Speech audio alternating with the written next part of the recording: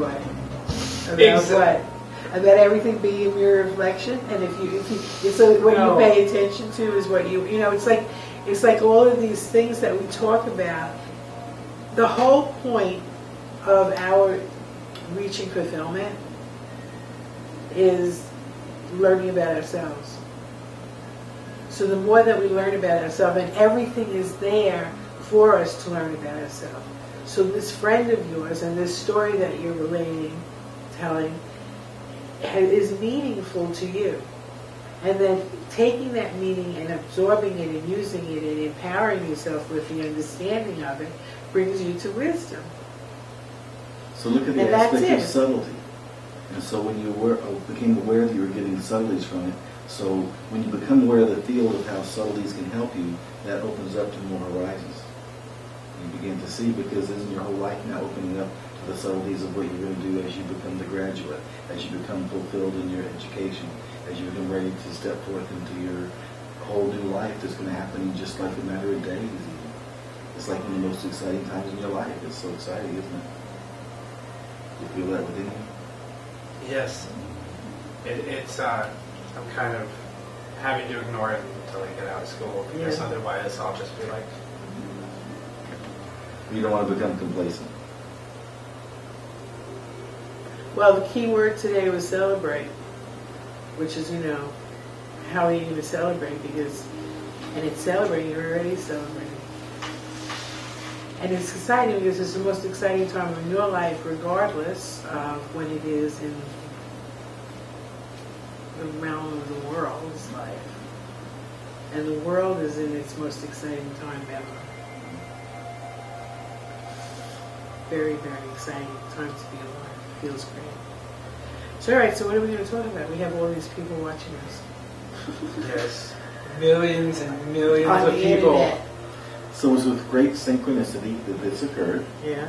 And so we can capitalize on this opportunity, which is the aspect of Memorial Day. What does Memorial Day celebrate? With the conquering of the enemy. And so we want to celebrate the Memorial Day conquering of the enemy within us, which is the doubt, fear, and decision that plagues us, because that's what always brings us back from manifesting. So we're going to talk about the common enemy, which is what you brought up earlier today, which gave me that wonderful realization of why I'm judgmental, which brought me all around to our evening conversations and me telling you that. Mm-hmm. And it's because I want you to be partnering with me in being judgmental. Right. And it never works because you end up processing me, but I don't have to do it at all anymore, is what I had the realization of. Was when I got that it was about the common enemy. So sometimes when I would go to the movies and see a movie about a futuristic bad time, like Escape from New York or something like that, I wondered, what are we projecting? Because if our thoughts and feelings create, and we're sitting there, we're watching a movie, what is that movie telling us about our thoughts and our beliefs? But beyond that kind of thing that you use it, I was thinking how we're creating this future now. Do we need to have a common enemy? Because every single one of those movies, there's always a common enemy that then brings everybody together. Like, do we really need that? Can we change it? Can we write the story different? Because if we're the co-creators, if that's what everybody's saying, we co-create, how can we agree on an experience of this change taking place, because we want the change to take place, this shift in our consciousness, but that it happens in a way where there doesn't have to be another bad guy. Why do we always have to have a bad guy at the end? Well, that's the duality, right?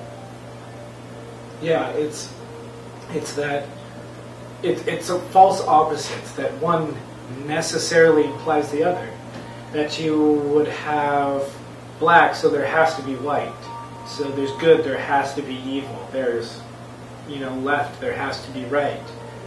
And there's polarizations. But, there's obviously a lot more than left and right. There's, a whole 360 degrees in all directions, and you can calibrate it in many different ways, and the names don't really apply. But it's the way of that you have to break the dualism, because you can have two things existing contradictory to each other simultaneously, and contradictions exist, and really, I mean, what even John Dewey says, a Western philosopher, is that experience is that which everything's grounded in. Is that experience is the only thing you can know, and the only thing that you can know things by. So, but your perception is what makes for your experience, and you have power over your perception. You can choose to change your perception, which will change your experience. And choice supersedes itself. That's a very powerful thing to know. Very powerful thing to know is that choice supersedes itself, which means you can make a choice and then make a new choice to change that choice, and it'll show up. I mean, it shows up in the moment and you get it.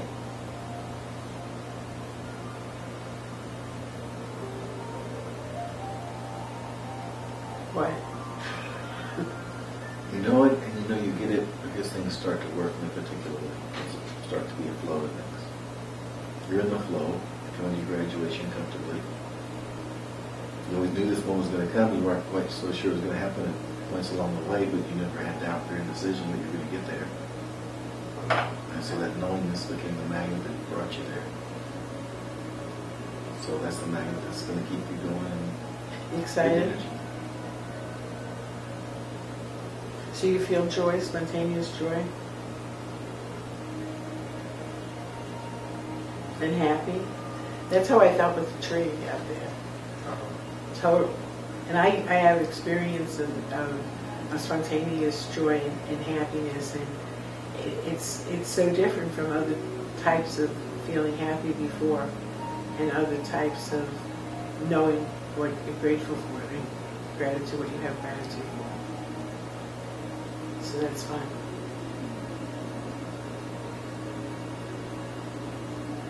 So you were saying something earlier on the way up that flowers like attention. Yeah. Yeah, so all right, so flowers talk to me, and they talk to everybody, but nobody listens. Not everybody listens. That's what they told me. All right. And these were flowers in New York City's Conservatory Gardens in Central Park. We used to go there all the time. And these tulips started talking to me, and that's how it started. And anyway, so how I found out, so what they told me and why they were so grateful to me was that I paid attention to them and they heard them and listened to them.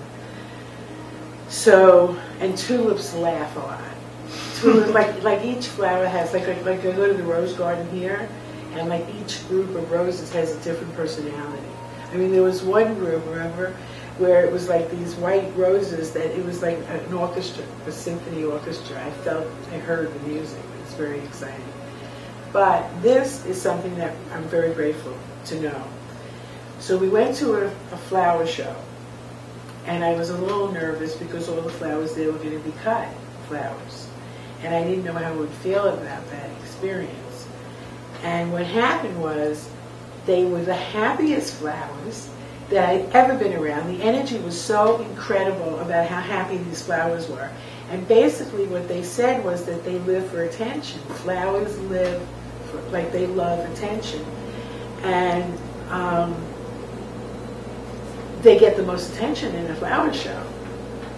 Because, and they're being moved not over. And so then, it's like they're always transitioning. So it's like they don't have an experience of life and death in the same way that we think we would.